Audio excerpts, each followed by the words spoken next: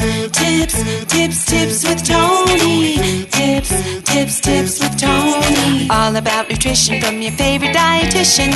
Everything you need to digest in your mind. Tips with Tony. Tips with Tony. Making you healthier one bite at a time. With Tony. Woo. Hello and welcome to the Tips with Tony podcast. I'm Tony Marinucci, your registered dietitian, helping you get healthy one bite at a time. I'm so excited for you guys to hear from our very next guest. I have virtually in front of me Marie. She is a registered dietitian, actually based in Canada. Our values and methods and systems are so aligned, and I had the pleasure of being on her podcast, and now she's coming on mine, and I'm really excited to talk with her today. Marie, I want you to introduce yourself because I feel like you have so much to share. Please just tell us a little bit about yourself and welcome to the Tips with Tony podcast. Yeah. Well, hello. Thank you so much for having me. Yeah, I've been so excited to come on your podcast because when you came on mine, I was like, connection is like 10 out of 10. Yeah. Like loving 11 out of 10. 11 out of 10. There we go. So my name is Marie-Pier or Marie. I'm a registered dietitian here in Canada, in Ottawa, and I specialize in helping people have better relationships with food and their bodies. So I do a lot of one-on-one work, part of my eating disorder clinic, as well as group programs and then trainings and workshop for organization. The whole goal, the whole impact is really to help people stop dieting so they can stop using their brain juice on trying to restrict their body, but instead learn how to nourish their body so they're just better, happier people overall, which I think that when we're nourished, we're just better people than when we're and we think more clearly. It's funny, before we started recording this, I probably was hungry now that I look back at it. Like I was telling Marie that yesterday I had one of those days where I opened my refrigerator and there was rice in the refrigerator because I made rice the night before, and I guess I did put it in the fridge instead of in the pantry. And it was like one of those days. And it's probably like looking back now, it was probably at a time where like I was just exhausted and mentally spent and I didn't eat enough or something like that. It was just a day, not on purpose, like unintentionally. But yeah, I agree. When we're fully nourished and when we're fully fed and when we're fully like filling our cups up in all the ways, I agree. We're just happier beings for sure. 100%. Yeah. So I would love for you to kind of share, you talked about, what you do and who you help. Why do you do it? What made you get into the field and specifically specialize in eating disorders and disordered eating? Yeah, I think like a lot of people who do this work, we all have our own experiences, which gets us to do what we do. For me, I grew up in a really big family. I'm half French Canadian, half Italian. There's a lot of people. We are 8 siblings. And growing up, food was always a weird thing. My family loves food. We surround ourselves with food. We celebrate with food. Food is really at the core of my family, but it's also a weird thing where it's like, you can love food, but like not too much. Like you can like it, but also like only like one piece of cake, don't have more, or eat your vegetables and don't do this. And it was always like challenging for us or for me anyways, growing up, kind of like understanding food and then seeing all of the women in my family's dieting, restricting, poking at their bodies in the mirror. No one, in my family had said anything to me, which is very fortunate because it's not everybody's experience. But every women that I saw were always on diets. So growing up, I kind of had that in my brain, but then kind of like whatever, moved on my life, did my own thing, went to school actually in psychology, did my undergrad in psychology because I was really interested in the reason why we do the things that we do, behaviors, emotions. Like growing up in such a big family and having so many different personalities in the families, I think I really got interested in understanding like perspective and how our brain works. So that's how I started. And I was in a relationship that was not too great, a pretty abusive relationship. And at the end of my undergrad, I ended up leaving that relationship, which was very, very difficult. And then kind of felt a little bit lost. I kind of felt like I had given myself a lot into that relationship and it didn't work. And there was a lot of trauma related to that relationship. And what I did in that moment, I was like, okay, cool. I've got all of this happening. let me hyper focus on my body and get my body the best way that it can. What I had blamed, now that I reflect back, I didn't think about this when this happened, but reflecting back with many years of therapy, what I've realized that I've done is that I started to blame my body for the failure of that relationship. Of if only I was thin, though, maybe it would have worked. I gave myself in so many different ways, but like, I don't live in a thin body. But if I did, then it would probably have worked. So the way that I coped with the breakup and the trauma of the relationship was, I'm going to get the best body possible. That way I won't feel that pain again. So I started to hyper focus on my body, trying to change it. And for me, it led into an eating disorder. It got very disordered very fast. And at that time, I had also started law school. So after psychology, after the breakup, didn't know where I was going in my life, went into law school, thought that was the way I should go. Wow. And then I had my eating disorder coupled on top of that. So at that time in my life, there was just like a lot, the stress of, again, the breakup, but then being in law school and moving away from home for the first time. And then the eating disorder just grew immensely, very, very fast. So I ended up leaving law school after a year and coming back home to start recovery. I always say this when I tell my story, but I was extremely fortunate that I got access to care. There's not enough people that get access to good treatment when it comes to eating disorders or just treatment in general. And I was very lucky that I got diagnosed very fast and that I got into treatment very fast. And then through my own treatment journey, I really saw a gap between food and nutrition. When I would see the dietitian, she wouldn't talk to me about how I felt about food and like why I was using food as a way to cope. And when I saw my therapist or psychologist, they didn't really talk about food either. So it was just kind of like very separate. So I got it in my brain at that time that I was going to go back to school to study nutrition. That way I could mix nutrition and psychology together and then help people have a better relationship with foods. When I started nutrition, like I do have to say that I was still pretty freaking disordered. Like my brain was not completely healed. Like I think many people who start like nutrition degrees have their own issues with food. And I was part of that percentage. But with time and starting to see clients and doing my own healing work, like I really got into like the anti-diet space, like really understanding that diets don't work, that we get to reconnect with our body. I get to trust my body. We get to heal our relationship with food and body. And like life outside of diets is actually pretty freaking good, right? Yeah, it's great. Like, great. It's very free. It's why we call it food freedom. Yeah. And that like our bodies were never to blame. And that part for me took a long time of like really healing and understanding, and that me continuously shaming my body doesn't actually make my body better, doesn't make me feel better. And that there's actually a better way for me to take care of me that doesn't have to do anything with that. So and then I started my own practice here in Ottawa. So here we have a clinic that is, we're now 10 people in the clinic. We're dietitians, therapists, and social workers who help people with eating disorders. And then we have like online programs and one-on-ones for folks who are wanting to just have better relationships with food and body and just stop dieting, live happily, learn how to take care of themselves, and all that good stuff. Oh my God. I love it. Thank you for being you. It's so great. No, it's so great. And thank you for being honest and sharing your story. I know it's not easy, but I hope people can hear, just all the things that you had to go through and that you went through. But I think it definitely makes you a better practitioner because you really know what it feels like. You were on the other end. Yeah, I think so too. Like, I think when you have the experience, you do get to connect with people differently. And like the way that I'm so open with my story. I share it often. And I remember my supervisor when I started was like, don't share, like you're a dietitian, you're the nutrition expert, like don't share your struggles. And I'm like, that doesn't sit right with me because I know part of my journey is that I felt so alone. Like I felt so isolated in the fact that like I hated my body, like would go to bed every night, like crying because I hated it so much. And I'm like, but I wasn't alone. Like there's so many people who I know relate to this and like maybe are still in this space that are like, okay, it's not just me. Yeah.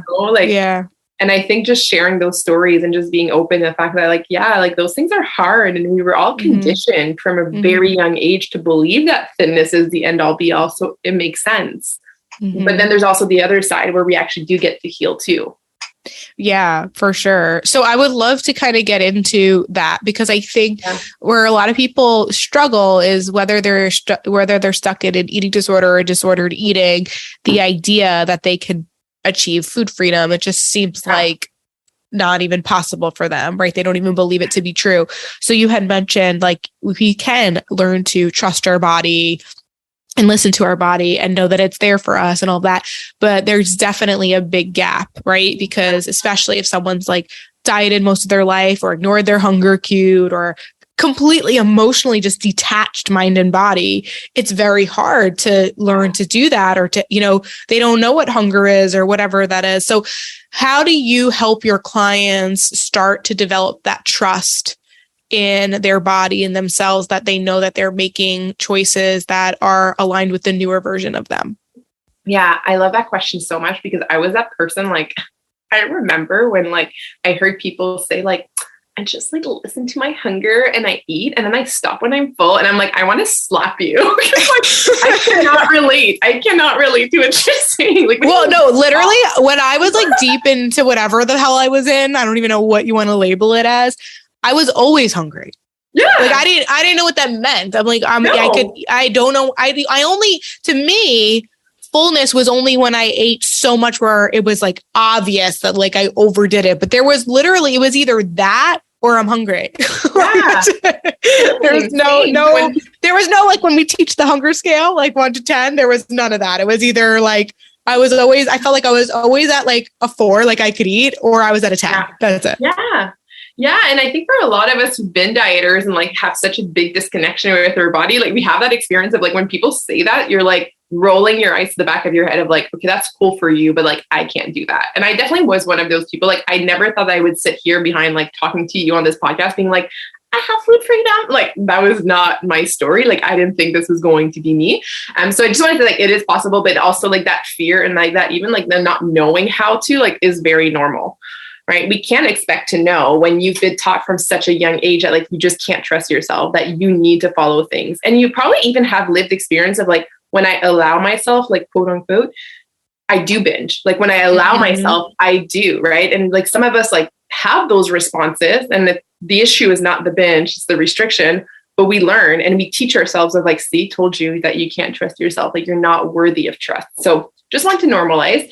Like you say, there's a lot of steps. Like it is a big step from like, I'm a chronic dieter to I have food freedom. I think for me, like the first step that we do a lot with clients is a lot of awareness building. I think a lot of the messages that we received are subconscious. There's so much that we believe to be true about food, about our body, about the way that we eat, about our self-worth, that kind of go like behind the radar that we're not really aware of, but that do impact our emotions, our behaviors on a daily basis. So for me, really building that awareness and with clients to really understand where we are at and where we want to go is really important, because there is a lot of unlearning that we want to do.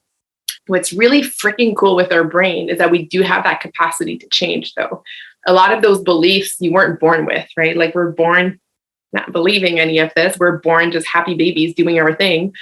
And then diet culture happens. But we also get to unlearn and relearn a new way to be. But I see this as like a 4-step process. So step 1 is our building awareness and really our mindset work. Like we want to be able to start shifting our mindset, starting to allow our brain to believe that there's a possibility that I too can heal. There's a possibility that I do get to trust my body as well.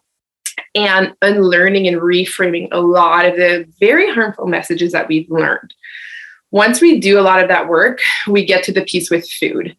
I always start with food before body, because often food, like we start micromanaging our food because oftentimes of our body. Like most people will start dieting because of their body, right? Oftentimes.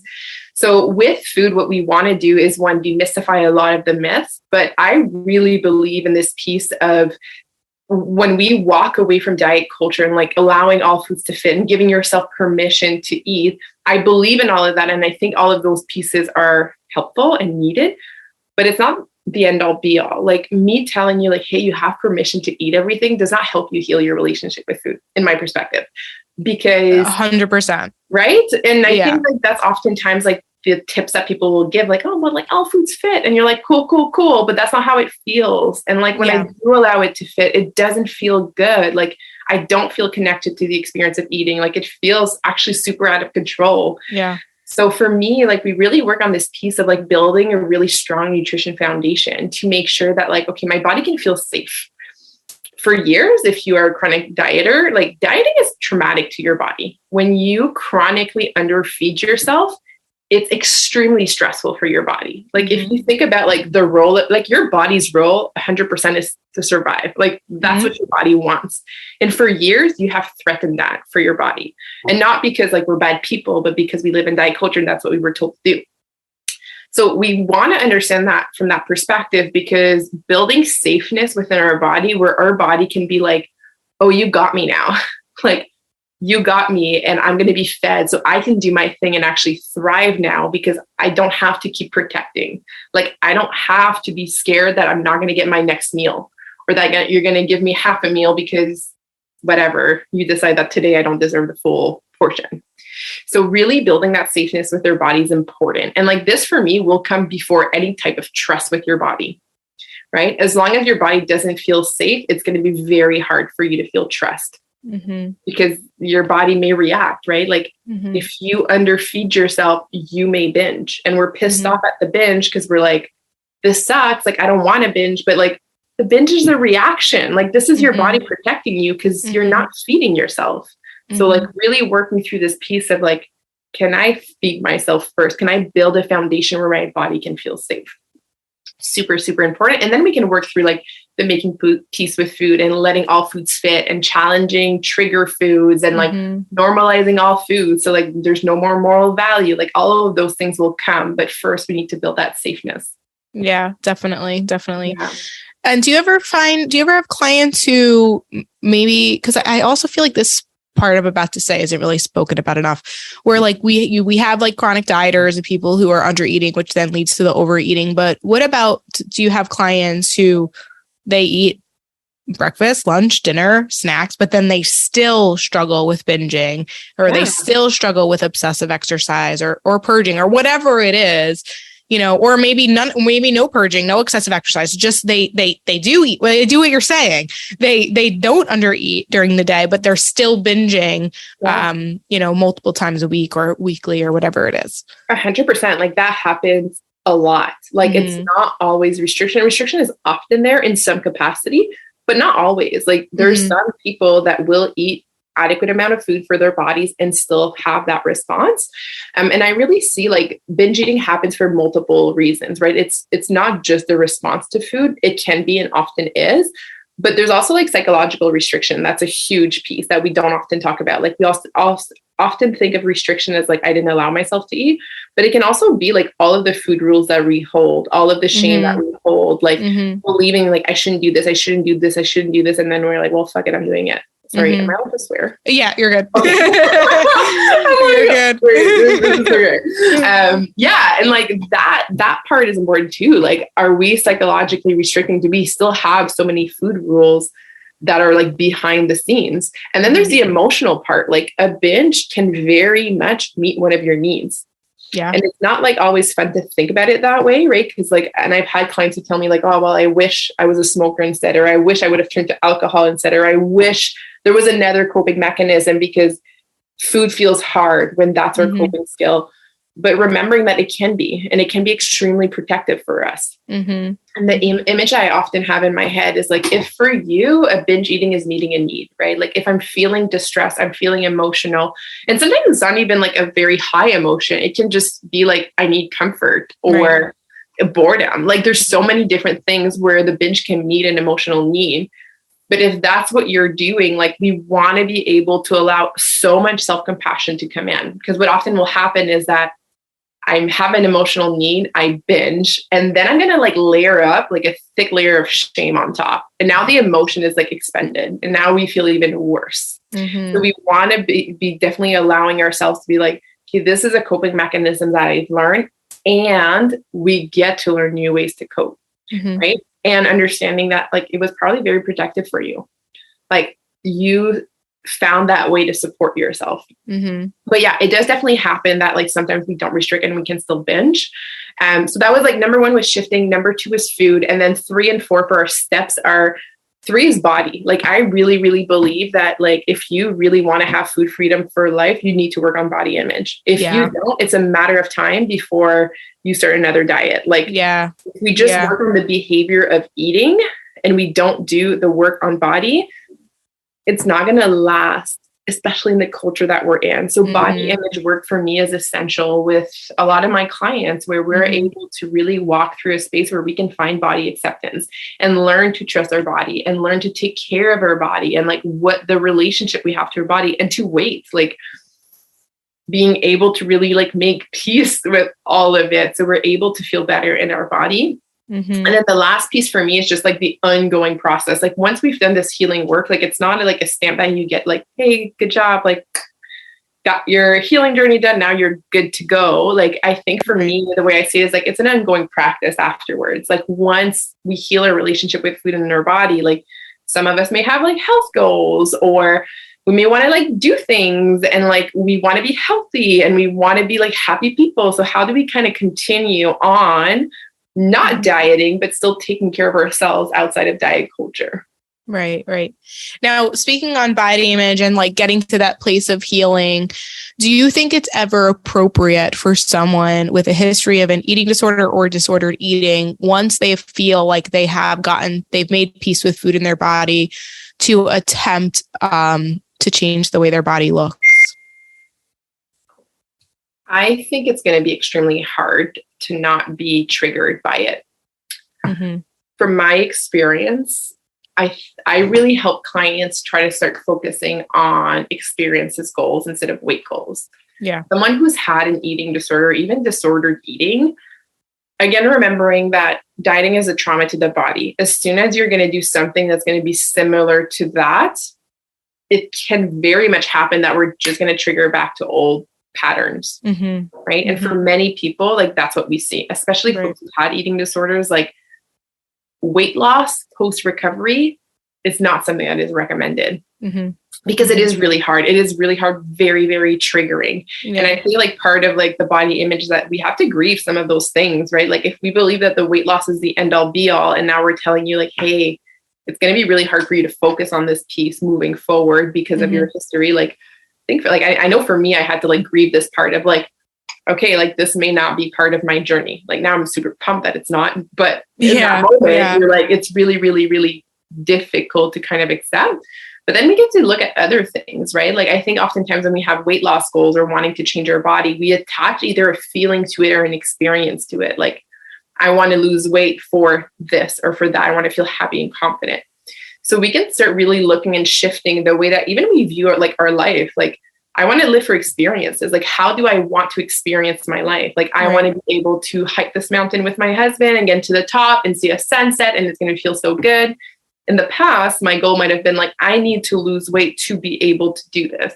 Whereas now my goal will be like, I want to experience like the breeze and the sun on my skin as I'm going up and be able to have the ability to do that. Right. So although the goal or the end goal may be the same, that I'm on the top of the mountain, the way for me to get there is going to look very different and feel very different. Right. And you may or may not lose weight in the attempt of getting that, but you have to be okay with that, knowing that it's not about, because I think really that's why it's hard. It's hard for people who, depending on where you're at in the phase of your journey, but if you feel like it's a mountain, no pun intended, to get to food freedom, what we're saying might be even that might make it scary to know that like you have to almost like say goodbye to like caring what the number on the scale says, and I think it's important though to help people understand that actually once you get there, you really won't care. It's like so cool. Like you really won't care. Like, because what you care more about is the quality of your life and how you're living it. And those are the things that you'll also learn actually matter. Yeah, no. And I love how you word that. It's like so scary to think that weight is not going to be something you care about, because we hold so much things around our weight, right? And I think that's the piece of awareness. Like, what do you believe is going to happen when you lose weight? Like, what are you putting on this pedestal? Right? Because if you're like letting go of weight, you may be thinking that like I'm letting go of a good life, or I'm letting go of like confidence or health or happiness, where that's really not the case. Right. We have to challenge that narrative. That's like the stories we tell ourselves, and we have to really change the language and really, but I think it is helpful to kind of go a little deeper and like, you know, especially for those people listening where you keep trying to lose the last 5 pounds. It's like 5 freaking pounds. Like let it go. It's 5 pounds. 5 pounds does nothing. It's no difference. Only you will know the number and the scale will change. You can just dehydrate yourself for a day. That's 5 pounds. We don't want you to do that because that's not good for you. Yeah. And at the same time, like I am not like, I used to be almost like pissed off when people were like, oh, but I need to do this. And I'm like, no, like, there's a whole life. Like, do you know how much like time and energy you're wasting on this? And I would be angry. And now I'm just like, you know what? Body autonomy. If you really believe that spending your time, your energy, your effort, your money on losing that like 5 pound is going to give you everything that you want, go for it. Right. But I want to educate you on why it may not actually work. Right. What are the costs of actually choosing to continue to do that? Right. And then you can make your decision, like decide for yourself. Yeah. But understand, because I think that the thing with diet culture that's so fucking sneaky is that we believe everything without any questioning. Mm-hmm. Like you tell me that this diet is going to make me lose 20 pounds and I'll be the happiest person alive. I'm like, for sure. Yeah. Let me try it. Why not? Yeah. What do I have to lose? Yeah. Yeah. Again, sold this narrative. But it's almost on the opposite side when it comes to healing. Like we question like everything, and you're like, yeah, how's it gonna be? Why? It's crazy. It's actually crazy. Like, why do you think it's just the human experience? We just like love to like be tortured. I just like don't get it. You know, like I just like, why do we like, I honestly question? I honestly think it's the hope of like the hope of weight loss is just so high, right? And I mean, diet culture is like billions of dollars of an industry. Like their marketing is super smart. Like they go to your emotions and like everything you've ever wanted will happen when this and that. And here's the perfect solution for you. So it's such an easy yes, because you're like, what's the friction? Like, you're going to give me my dreams. I'm going to feel the best, like everything. Whereas like on the healing side, we're like, this is going to be a little bit challenging. Yeah, it's going to take time. You're going to have to be patient. You might do all this and you might weigh exactly the same. Yeah, you're going to be happier. But I don't know. Yeah. Oh, God. I know. Maybe we need to work on our marketing. Like, how do we market the healing? No, we do. Well, we do. No, it's crazy. It's just... But like, we also don't want to, we have a moral compass and we don't want to lie to you and we want to be honest. And it's like, we can't, you know, it's just all we can really, and that's the thing, what we teach is not really super tangible. Whereas like a number on a scale, a body fat percentage, like, 100%. You know, those things, even PRs in the gym, like those things are tangible. They're numerical. They have numerical value. So it's easier to kind of see. But we are talking about a feeling, which really is subjective.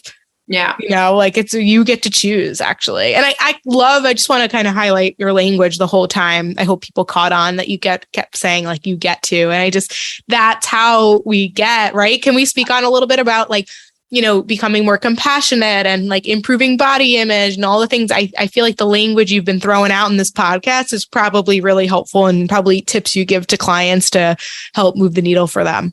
Yeah, for sure. I think it's with a lot of clients that I have supported, there's often this place of like, we feel like we're stuck behind, what is it? Like a hard place and a rock and a hard place. Anyways, we're stuck between rock and a hard place. Yeah. Okay. Yeah. Choices that we don't want, right? We're basically telling them like, well, you need to give up weight loss and do this, or you choose weight loss, but you're freaking miserable. And oftentimes I find like we feel very disempowered by the choices in front of us. So I think for me, like this piece of like, we get to live the life that we want. We get to choose to do this for ourselves. We get to opt out of diet culture, because I think a lot of the beliefs that we've acquired, like, you know, being thinner is better, your worth is attached to your body, if blah, blah, blah, blah, blah. we didn't choose to get the relief. Like I never consented to getting these beliefs. Like I never wanted this. Yeah, same. But we all do, right? Either from like any experiences that we have. So I think part of this journey for me that's like really freaking amazing is just like the empowerment advocacy of like, I get to choose for me. Like I get to opt out of this system of belief that is literally not serving me. Like me choosing to diet is impeding my life quality. It's impeding my relationship with my husband, with my family, everything. Like it's not serving me. And I get to do things a different way. And that to me is super empowering of like how I choose to show up. And I think for clients is very in the same way that we get to show up differently, but it's also like giving ourselves permission to like, before doing this work, I never knew that opting out of diet culture was a thing. I didn't know that I could decide like, no, thinner is not better. Like I'm okay how I am. Like that idea never crossed my mind. But when we're like speaking about this a lot more of like, what if you didn't have to? Like, what if you here now is good? Like, what if you here now could be like so happy and experience everything that you've wanted? Like, what would that be like? Which I think is huge. It's amazing. You get so much energy back when you stop giving it to diet culture. Yeah. And that's scary too. Cause I mean, so much brain space. Yeah. No, and it is scary. And that's why I said, like, that's why I made a joke before, but it's not even a joke. It's real. Like humans love suffering. We're okay with being uncomfortable. Like, yeah. There's actually, I don't know if you ever heard this proverb or like, it was like a little story. I heard it yesterday. Someone was teaching it on like a Zoom call. And it was basically like, I'll try to not butcher it, but basically there was a dog. He was laying on a porch with an old man. The dog kept moaning and moaning and moaning. And someone was like walking by and just kept walking by, kept noticing that every time that he walked by that this dog was always moaning. And so he goes to the owner and he asked the owner like, hey, sir, like, you know, why is your dog moaning? You know, is he okay? Like, what's going on with the dog? And the man, the old man who was the owner of the dog said, oh, he's laying on a nail. And so the person walking asked like, so why doesn't he just move? And the old man said, it doesn't hurt him enough. And that's the story. It's like, we're all kind of like living in this pain or this discomfort, but it's not painful enough. Like we don't feel like we need to change it or move or get out of it unless it's like the worst pain ever. So we're almost like okay with the little mini suffering because it's almost like kind of what we know. It's like, but if we get off, if the dog were to move, if we get off the nail, it's like we wouldn't even know what to do or where to go or who to be. And sometimes it's easier to stay in that discomfort than to explore, the outside of that. So I was like, that really hit me yesterday when I heard that. I love that. When it's also like, it's familiar, like you said, like if I lay on this nail right now, I know this feeling. If I get off it, like, will I bleed? Like, will it hurt more? Like, I don't know what's going to feel like if I don't do that. I think that's huge. And I think for a lot of people too, depending on how like your experience with diet cultures is that diet culture and the dieting is covering something maybe more painful. Like for me, that was my experience is that without diet and without hyper focusing on my body, I had to deal with the trauma that I did not want to deal with. Yeah. So actually that pain felt better. Totally. Actually addressing what was the actual issue. Like it's really weird for me to think about it this way, but I'm like, like it was so protective. Like my eating disorder, my relationship to food, my relationship to body, like protected me from those really hard emotions. Not adaptive, not great. Like right. But but even more so to help us understand, like our bodies are just really just trying to do the best they can to help us survive. That's when we get to be in these bodies and we get to nourish them and we get to honor them and we get to feed our brains with good messages and feed our bodies with nourishing foods and, nutrient dense foods and delicious foods and all the things. And it's just, it's fascinating. I think our bodies and our minds are just just completely fascinating. And it's so cool once you start to learn to appreciate it rather than trying to run from it. Oh, 100%. Amazing. Oh my God, Marie, this has been amazing. I love this conversation. Is there anything you want to share or add before we wrap up? I know you have something free, like a free support group or something coming up. So I'll definitely let you speak about that. But anything else before we talk about that? Is there any last minute comments that you want to just leave for our listeners? I think always just like giving yourself so much compassion. Like no matter where you are on your journey, I think it's so easy to start blaming yourself. I'm like, I should be better. I should do better. I should be able to just give up dieting. I should be able to heal. I should be able to just feel my hunger. Like there's so much should and shame around all of it. So giving yourself so much compassion for where you're at. And something I love to do with clients, like if you don't know where to go, is always kind of like picturing you like at the end of the crossroad and really making a decision. So instead of feeling like all of it is happening to you, which maybe that was the case for a really long time, kind of like taking a breath and then today being like, what do I choose to do? Like, do I choose to be a dieter? And if so, like, what's the cost and what's the benefits? Because there's cost and benefits of both. Or do I choose to actually spend the time healing my relationship with food and my body? And if I do that, like, what's the cost and benefits? Because I feel like if we can take empowered decisions along the way of our healing, like, it feels so much better when we're an active participant instead of like, you know, it's hard. Like, yeah, healing is hard and we get to do it. Like we get to actually opt out and do this work and then feel better. Yeah. Oh my God. This is so good. This is so good. I've been so blessed. Like I've had the opportunity, I've interviewed, if you've been listening to the Tips to Tony podcast for a while, but I would say like the last 3 weeks, these interviews have been fire, like straight fire. Like, and I get to listen to them. I get to hear them first and I get to like connect with people like you. It's so cool. It's so cool. So I love that. So much. Okay. Share, please, Marie, share all the things about how people can connect with you and, you know, maybe do that free challenge you have or workshop, I think it is. Yeah. So in October, we are doing a 3-day free workshop on emotional eating. And this is not going to be like your regular, like full of shame, like don't eat your emotions. Like, I mean, that's not helpful, but really understanding like how does food meet our needs and how do we deal with it with compassion and manage our emotion differently and learn about our emotional self so we can take better care and then also bring in that like food healing piece with it. So it's going to be 3 days of free content. For us here in Canada, it's like close around to like Thanksgiving and like it's getting dark and cold and like there's a lot of emotions and like Christmas is coming. So we really want to be able to support. So people can go sign up for that free 3-day. It's going to be live with me. And if you can't be live, then there's going to be all the recordings and we have a workbook as well. So you can do that.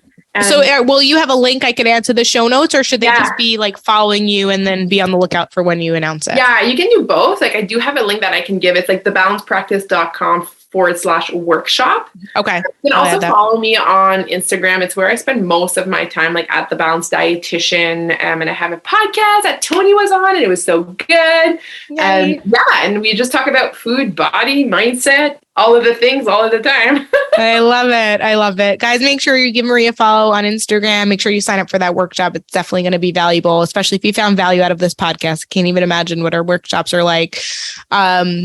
If you enjoyed this episode, definitely do one of two things or both. Take a screenshot, share it on your story, tag me at tips_with_Tony with an I, and then also tag Marie as well. I'll put those links in the show notes. And then also send it to a friend, whether, you know, maybe you know that they're struggling. Maybe you just said that, maybe let them know, like, I've been struggling and this helped me, and you're just kind of sharing it. I think that a lot of people think that they're alone in their journey. And hopefully from hearing this, I mean, both Marie and I have struggled with disordered eating and we're open about it. And I know a lot of people who listen to this podcast also do. And I know a lot of her clients and the people that follow her podcast also do. So you're not alone. You almost, unfortunately, in diet culture, you can't even escape it. I think everybody has a little bit of disordered eating, unfortunately, just like living in the world that we do. So please, you know, like Marie said, replace any of that guilt or shame with some compassion and know that you're not alone, and definitely take advantage of all the free resources that we have for you. If you are not subscribed to the Tips of Tony podcast, definitely hit that subscribe button. A new episode comes out every Tuesday and Thursday. And when you're subscribed, you don't miss a beat.